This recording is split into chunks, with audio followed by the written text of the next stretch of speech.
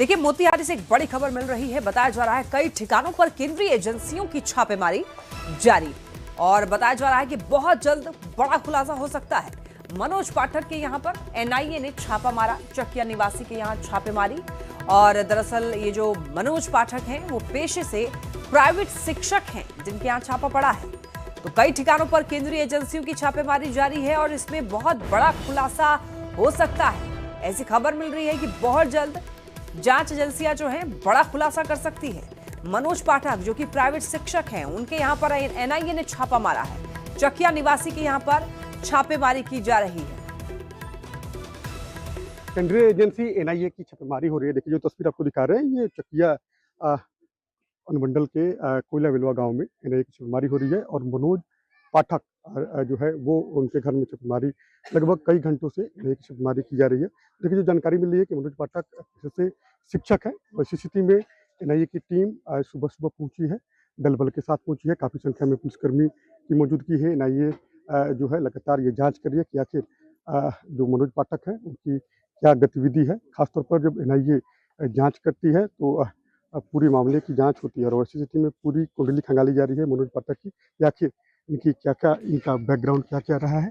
देखिए, जो तस्वीर आपको दिखा रहे हैं, काफ़ी संख्या में चकिया एसडीपीओ हो, कई थानों की पुलिस है, उनकी मौजूदगी है और उनकी मौजूदगी में एनआईए कई घंटों से छापेमारी कर रही है। यहाँ के एसडीपीओ है, चकिया एसडीपीओ है, कई थानों की पुलिस है, इंस्पेक्टर है, सर्किल इंस्पेक्टर है और केंद्रीय एजेंसी है। तो इसी स्थिति में आप अंदाजा लगा सकते हैं कि जब एनआईए की छापेमारी होती है तो एनआईए जो है वो कई मामलों में जांच करती है। खासतौर पर जो है हथियार संबंधी जो मामले हैं उसकी भी जांच एनआईए करती है। तो एनआईए की टीम पूरे दल बल के साथ पहुंची है और पूरे मामले की जांच हो रही है, पूरे कागजात खंगाली जा रही है, पूरी कुंडली जो है वो मनोज पाठक की खंगाली जा रही है। जो जानकारी मिल रही है, जो अभी तक की जो जानकारी है, मनोज पाठक पेशे से शिक्षक है और वैसी स्थिति में इनकी क्या भूमिका है, ये भी एनआईए पूरी जांच पड़ताल में जुटी हुई है। अनिश कुमार, न्यूज 18, कोयला बेलवा, चकिया। तो देखिए, एक प्राइवेट शिक्षक के यहाँ एनआईए का छापा पड़ा है। ये अपने आप में एक बड़ी खबर है। मोतिहारी का ये मामला बताया जा रहा है जहां पर एनआईए ने छापा मारा है और यही नहीं, कई ठिकानों पर केंद्रीय एजेंसियां जो है छापेमारी कर रही है। ज्यादा जानकारी के लिए न्यूज 18 संवाददाता अवनीश हमारे साथ जुड़ गए हैं। अवनीश, एक प्राइवेट शिक्षक के यहाँ छापा पड़ा है, आखिर क्या मामला है? हाँ बिल्कुल, पूर्वी चंपारण के चकिया अनुमंडल के कोयला बिलवा गांव में जो पेशे से प्राइवेट शिक्षक हैं उनके यहाँ जो है छापेमारी हो रही है एनआईए की और मनोज पाठक के यहाँ छापेमारी हो रही है। और सबसे खास बात यह है कि सुबह सुबह ही काफी संख्या में कई थानों की पुलिस और एनआईए की टीम छापेमारी करने पहुंची है और मनोज पाठक के घर से कई कागजात जो है वो एनआईए ने जब्त किया है। उनका मोबाइल फोन जब्त किया है और पुलिस को जो एनआईए को जानकारी मिली थी कि मनोज पाठक का पैसे का कुछ लेन देन जो है वो कहीं ना कहीं है, इसीलिए अकाउंट ट्रांजैक्शन कुछ हुआ है, पैसे का ट्रांजैक्शन हुआ है, उस बिंदु पे भी एनआईए जांच करे। जो अभी तक की जानकारी मिली है कि पैसे के लेन देन का मामला है और वैसी स्थिति में मोबाइल फोन जब्त किया गया है, कई कागजात को एनआईए की टीम ने जब्त किया है और लगातार छापेमारी चल रही। यानी कि अवनीश, कह सकते हैं कि आय से अधिक संपत्ति का ये मामला हो सकता है? बिल्कुल, पूरे मामले की जांच अब एनआईए कर रही है, लेकिन जो प्रथम जानकारी जो मिल रही है कि इनके खाते से पैसे का लेन देन हुआ है। अब ये लेन देन किस रूप में हुआ है, किनके माध्यम से हुआ है, कौन कौन लोग इसमें शामिल है, ये एनआईए पूरी जांच में जुटी है। लेकिन एनआईए की टीम ने कई कागजात को जब्त किया है, उनके मोबाइल फोन को जब्त किया है। तो वैसी स्थिति में अंदाजा लगाया सकता है कि फेक करेंसी का ही मामला हो सकता है, लेकिन एनआईए पूरे मामले की जांच में जुटी हुई। और जहां पर ये छापेमारी है वो घर भी बहुत साधारण सा दिख रहा है ये अवनीश। बिल्कुल बिल्कुल, ये पूरा साधारण घर है और मनोज पाठक जो है वो पेशे से प्राइवेट शिक्षक है। तो वैसी स्थिति में ये भी जानकारी एनआईए जुटाने में लगी है कि आखिर इस गरीबी की आड़ में कोई बड़ा खेल तो वो नहीं कर रहे थे, खेल में वो शामिल तो है कि नहीं है, ये पूरे मामले की जांच पड़ताल इसीलिए पुलिस एनआईए की टीम जुटी हुई है। क्योंकि जो जानकारी मिल रही है स्थानीय सूत्रों से जो जानकारी मिली है कि फेक करेंसी का मामला भी हो सकता है, पैसे का लेन देन का भी मामला हो सकता है, इनके अकाउंट से ट्रांजैक्शन हुए हैं। तो वैसी स्थिति में इनके कई कागजात जो एनआईए ने जब्त किए हैं, पूरे काले बैग लेकर एनआईए निकली है और उसमें कई कागजातों को जब्त किया है, उनके मोबाइल फोन को भी जब्त किया है। तो वैसी स्थिति में ये अंदाजा लगाया जा रहा है कि फेक करेंसी के साथ साथ वित्तीय लेन देन कहीं न कहीं किसी के साथ जो है वो हुआ है और इसी के बिंदु पर एनआईए जांच में जुटी। ठीक है, तो यहाँ पर क्या कुछ बड़ा खुलासा हो सकता है या होने वाला है? आप संपर्क में रहिएगा अधिकारियों के और हम तक जानकारी पहुंचाइएगा। बहुत धन्यवाद आपका इन तमाम अपडेट्स के लिए अवधेश। पटना से एक बड़ी खबर मिल रही है। बिहार के 2 आईएएस पर जल्द एफआईआर दर्ज होगी। आईएएस अभिलाषा शर्मा पर एफआईआर दर्ज होगी और आईएएस योगेश कुमार पर भी एफआईआर दर्ज होगी। दरअसल टेंडर घोटाला मामले में ये दोनों आरोपी हैं और आपको बताते चलें कि एसवीयू ने सरकार से अनुमति मांगी है, यानी कि स्पेशल विजिलेंस यूनिट ने सरकार से अनुमति मांगी है और स्पेशल विजिलेंस यूनिट ने केस चलाने की अनुमति मांगी है। ठेकेदार ऋषुश्री के आवास से साक्ष्य मिले हैं और अब इसी मामले में 2 आईएएस पर गाज गिरने वाली है। बहुत जल्द एफआईआर दर्ज हो सकती है इन दोनों आईएएस पर। घोटाले की जांच की जद में आए बिहार के 2 आईएएस अफसर योगेश कुमार सागर और अभिलाषा शर्मा की मुश्किलें बढ़ती हुई दिख रही हैं। ईडी के निर्देश के बाद इस पूरे मामले की जांच कर रही स्पेशल विजिलेंस यूनिट ने इस मामले में इन दोनों आईएएस अफसरों पर केस दर्ज करने के लिए बिहार सरकार से अनुमति मांगी है। बिहार सरकार से अनुमति मिलने के बाद विशेष निगरानी इकाई यानी स्पेशल विजिलेंस यूनिट इसी कैंपस में स्थित थाने में इन दोनों आईएएस अफसरों के खिलाफ केस दर्ज करेगी। दरअसल पटना के एक नामी ठेकेदार ऋषुश्री ने बिहार के 2 आईएएस अफसरों को यूरोप में फैमिली टूर कराया था। टेंडर घोटाले में आईएएस योगेश कुमार सागर और अभिलाषा शर्मा के खिलाफ ईडी को कई चौंकाने वाले सबूत मिले थे। सूत्रों की माने तो सरकारी टेंडर को मैनेज करने के लिए ठेकेदार ऋषु ने इन दोनों आईएएस अफसर के पूरे परिवार को ऑस्ट्रिया समेत यूरोप के विभिन्न देशों का सैर कराया था और सारा खर्च उसने खुद उठाया था। ईडी ने इसकी जानकारी इसी स्पेशल विजिलेंस यूनिट को दी है। स्पेशल विजिलेंस यूनिट ने इन अधिकारियों के खिलाफ अब कार्रवाई की प्रक्रिया शुरू की है। जो स्पेशल विजिलेंस यूनिट के सूत्र हैं वो बता रहे हैं कि आईएएस अभिलाषा शर्मा और जो दूसरे आईएएस हैं योगेश कुमार सागर, इनके खिलाफ जो सबूत मिले हैं उस आधार पर आज सरकार से अनुमति मांगी गई है और जैसे ही अनुमति मिलेगी उसके बाद एफआईआर दर्ज कर आगे की कार्रवाई शुरू की जाएगी। पटना का जो हाई प्रोफाइल ठेकेदार है ऋषुश्री, उससे संबंधित मॉनी लॉन्ड्रिंग के एक मामले में ईडी ने देश भर के 9 ठिकानों पर छापेमारी की थी, जिसमें अहमदाबाद, सूरत, गुरुग्राम और दिल्ली के ठिकानों पर तलाशी ली गई थी। छापे में 33 लाख नकद, कई डिजिटल उपकरण, डायरियां और दस्तावेज बरामद हुए थे और इसी दस्तावेज के आधार पर अब इन दोनों आईएएस की मुश्किलें बढ़ी हुई हैं। निश्चित तौर पर अब बहुत ज़्यादा समय नहीं है जब राज्य सरकार की अनुमति मिलेगी और स्पेशल विजिलेंस यूनिट इन दोनों आईएएस अफसरों के खिलाफ कार्रवाई शुरू कर देगी। कैमरा पर्सन राहुल के साथ संजय कुमार, न्यूज 18 पटना। अब दिल्ली से एक बड़ी खबर मिल रही है। नेशनल हेराल्ड केस में नई एफआईआर दर्ज होने की खबर है। दिल्ली पुलिस की आर्थिक अपराध शाखा ने एफआईआर दर्ज की है। अब देखिए, राहुल गांधी, सोनिया गांधी पर आपराधिक साजिश के आरोप लगे हैं। राहुल गांधी और सोनिया गांधी के खिलाफ एक और एफआईआर दर्ज हुई। एफआईआर में राहुल गांधी और सोनिया के साथ में 6 और लोग आरोपी बनाए गए हैं। एफआईआर में 3 कंपनियों को भी आरोपी बनाया गया है। राजनीतिक रूप से ये नेशनल हेराल्ड केस जो है वो काफी ज्यादा अहम है और अभी जो खबर आ रही है उसके हिसाब से ऐसा लग रहा है कि गांधी परिवार की मुश्किलें बढ़ सकती हैं, क्योंकि नई एफआईआर अब दर्ज हो गई है। दिल्ली पुलिस की आर्थिक अपराध शाखा ने एफआईआर दर्ज की है।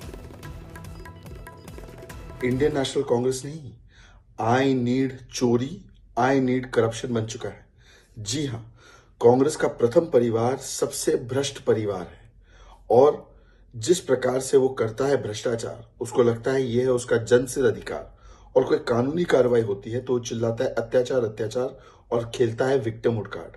विक्टिमहुड कार्ड नहीं चलेगा, कानून अपना काम करेगा। आपने लूटा है तो लौटाना पड़ेगा।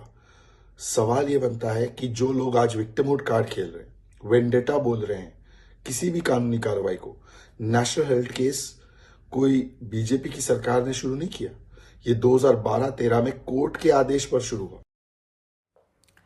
देखिए, बाढ़ से खबर मिल रही है जहां बताया जा रहा है कि ओंटा में दावत का खाना खाने की वजह से 100 से ज्यादा लोगों की तबीयत बिगड़ गई। इसके बाद प्रशासन ने सैंपल लिया है जांच के लिए। मेडिकल की 6 सदस्यों की टीम मौके पर भेजी गई और फूड एंड सेफ्टी डिपार्टमेंट के अधिकारियों ने दरअसल वहां पर पहुंचकर खाने का सैंपल लिया और ये अब पता लगाया जाएगा कि आखिर इतने लोग बीमार कैसे पड़े। गुरुवार की रात ही बताया जा रहा है कि बहुभोज खाने के लिए लोग वहां पर पहुंचे हुए थे। शुक्रवार से उन लोगों की तबीयत बिगड़ने लग गई थी।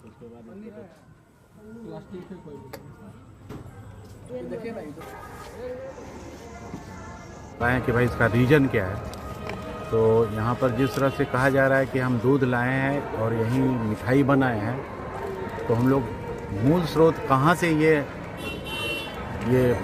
गड़बड़ी हुई है या कहीं ये पैथोज जो आया है या फूड पॉइजनिंग का जो केस हो सकता है, उसको हम जानकारी लेने के लिए आए हैं। उसको जस्ट हम लोग नमूना हर चीज़ का ले चुके हैं जो इफेक्ट कर सकता है, और वो तुरंत हम लोग लैब में जमा करना। लोगों को देख चुके हैं, सारे को अभी हालत ठीक है, और जिनका ज़्यादा सीरियस था उनको रेफरल और पीएससी मराठी में भेजा गया था। उन लोग को भी हालत में बहुत सुधार हुआ है। अगर बाय चांस किसी को और तकलीफ हुआ तो पीएससी या रेफरल में कहीं भी जा सकते हैं। 24 घंटा उपलब्ध, वहाँ सुविधा उपलब्ध है। दिन भर में टोटल कितने मरीजों को आपने देखा? 100 से ऊपर लोग को ही देख चुके हैं और सारे की हालत अभी कंट्रोल में है।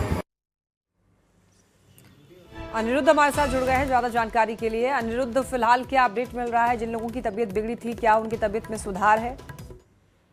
जी बता दूं कि मामला जो है गुरुवार को है, जब एक बहुभोज में मोकामा के हाथीरा थाना अंतर्गत औटा पंचायत पड़ता, वहाँ भोज का आयोजन था। और भोज में जितने भी करीब 100 से 150 के लोग जो खाना खाए, जिससे उनकी तबीयत बिगड़ गई। तबीयत बिगड़ने के बाद कई लोग निजी नर्सिंग होम में गए, सरकारी अस्पताल में इलाज कराया। कल शाम देर शाम जो है प्रशासन के द्वारा एक मेडिकल टीम गठित की गई थी, और मेडिकल टीम के 6 सदस्य वहाँ पहुंचे थे, और फूड एंड सेफ्टी डिपार्टमेंट की भी टीम पहुंची थी, जो खाना का सैंपल वहाँ अपने साथ ले गए, और लगभग 50 से 60 लोगों का वहाँ इलाज किया गया। अभी सभी लोग खतरे से बाहर अपने घर पहुंच गए हैं। उनको उल्टी, दस्त और जी मचलने का बीमारी का वो सिम्टम बता रहे थे, जिसमें फूड पॉइजनिंग प्रूफ हुआ कि फूड पॉइजनिंग के कारण इनकी तबीयत खराब हुई थी। जी ठीक है, बहुत धन्यवाद आपका इन अपडेट्स के लिए अनिरुद्ध। खगड़िया से बड़ी खबर, निकाह के दौरान फायरिंग का एक मामला सामने आया है। देखिए, फायरिंग में दूल्हे को गोली लग गई। गोली लगने से दूल्हे की मौत भी हो गई, और यहां पर खुशी का माहौल जो है गम में बदल गया। खगड़िया से एक बड़ी खबर कह सकते हैं इसे, निकाह के दौरान फायरिंग का मामला, और फायरिंग में दूल्हे को ही गोली लग गई, और गोली लगने से दूल्हे की मौत की खबर है। बताते चले आपको, यहाँ पर खुशी का माहौल, शादी विवाह समारोह जो है वो खुशी का माहौल होता है। ऐसे में फायरिंग होने की वजह से दूल्हे की मौत हो गई, और खुशी का माहौल गम में तब्दील हो गया।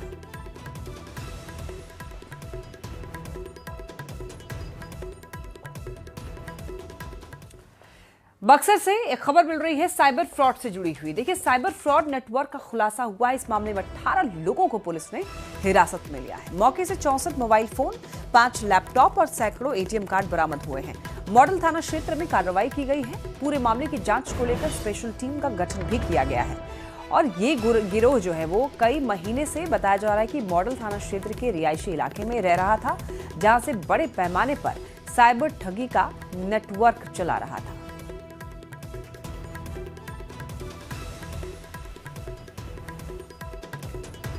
मधेपुरा में अतिक्रमण के खिलाफ देखिए प्रशासन काफी ज्यादा सख्त है, और अभियान तेज कर दिया गया है। मुरलीगंज बाजार में मेन रोड पर अस्थायी कब्जों को हटाने के लिए पीला पंजा चलाया गया है, यानी कि बुलडोजर चलाया गया है, जिससे अफरा तफरी मच गई है। कई दुकानदार सामान हटाते हुए दिखे।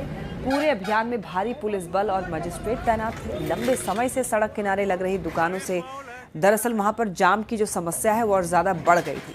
तो पहले इन लोगों को नोटिस दिया गया, नोटिस के बाद भी अतिक्रमण नहीं हटाने पर कार्रवाई की गई।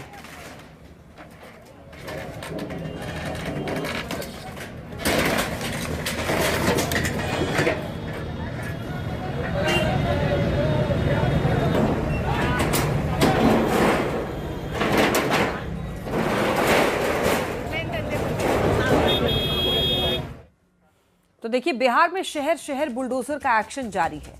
कानून तोड़ने वालों पर पीला पंजा कहर बरपा रहा है। बुलडोजर चलाकर सरकार अतिक्रमणकारियों को साफ संदेश दे रही है कि अब भी मौका है, सुधर जाओ।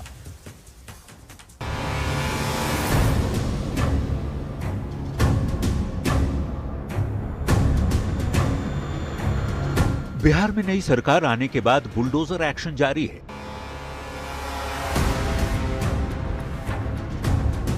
कानून तोड़ने वालों पर करारा प्रहार किया जा रहा है।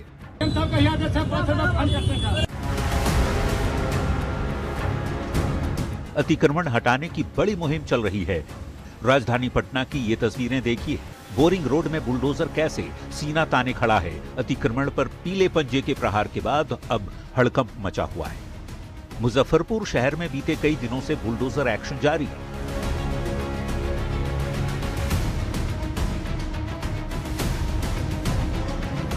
अतिक्रमण के खिलाफ लगातार अभियान के बाद शनिवार को लोगों का गुस्सा भड़क उठा। लोगों ने बुलडोजर के चक्के की हवा निकाल दी, ड्राइवर की पिटाई की और शीशे भी तोड़ दिए। हालात बिगड़ता देख पुलिस की टीम ने मोर्चा संभाला और दोबारा अतिक्रमण हटाने का अभियान शुरू हो गया। देखिए, अतिक्रमण बहुत पुराना अतिक्रमण है तो थोड़ा बहुत विरोध तो होता ही है, ये एक्सपेक्टेड होता है, बट ये कंटिन्यू चलते रहेगा। अब जरा सीतामढ़ी की तस्वीरें देख लीजिए। किस तरह से बुलडोजर अपना मुंह खोले अतिक्रमण पर वार कर रहा है।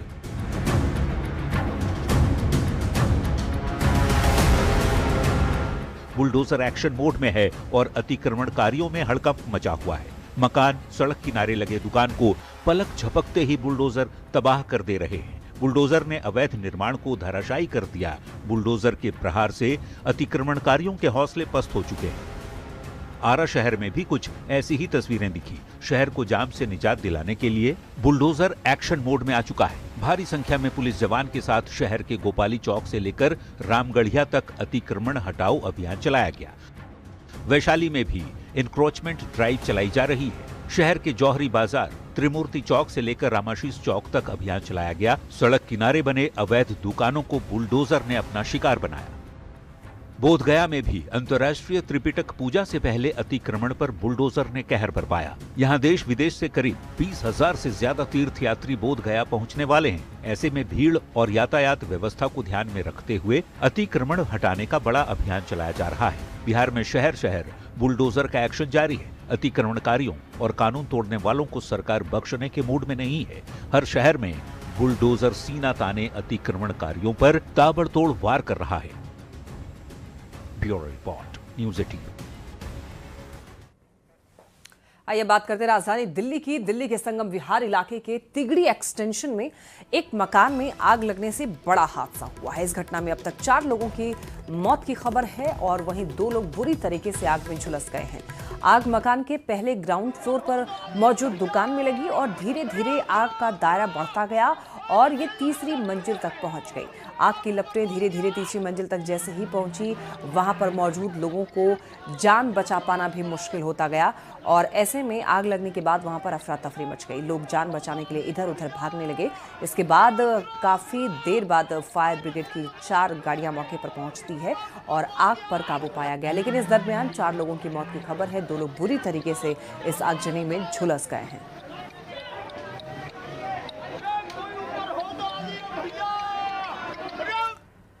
अब देखिए खबर बिहार के भागलपुर से, जहां पर बीजेपी के राष्ट्रीय प्रवक्ता सैयद शाहनवाज हुसैन पहुंचे।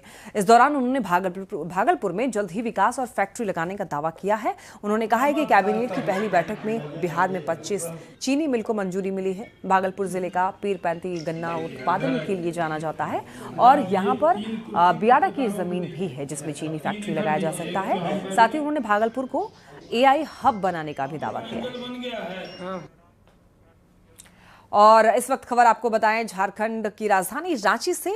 इंडिया साउथ अफ्रीका का देखिए पहला वनडे मैच आज है और मैच को लेकर फैंस में गजब का उत्साह देखा जा रहा है। दोपहर 1:30 बजे से मुकाबला शुरू होगा। 3 साल के बाद देखिए रांची में ODI मैच हो रहा है। दोपहर 3:30 बजे के बाद मैदान में नो एंट्री हो जाएगी और मैच को लेकर ट्रैफिक व्यवस्था में भी बदलाव किए गए हैं। सुबह 6 से रात के 10 बजे तक व्यवस्था में बदलाव है। शहर में मालवाहक वाहनों के प्रवेश पर रोक लगा दी गई है।